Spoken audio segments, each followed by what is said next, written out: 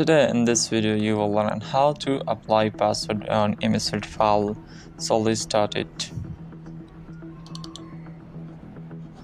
So here is my data. Now I want to apply a password on this file to protect my data from the unauthorized person. So I go to file, click on the save as, click on browse, and now click on here tools. Click on the general option, and here type your password. So my password in this case is 123 123. Okay, re-enter your password 123, enter 123, enter. So I applied my password, save as,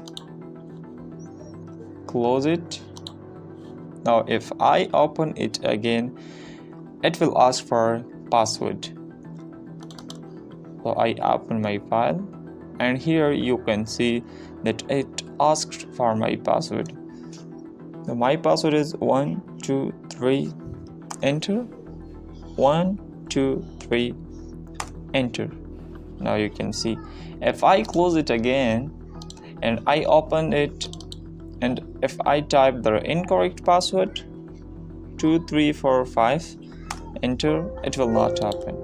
Okay, even if you cancel it, it will not open.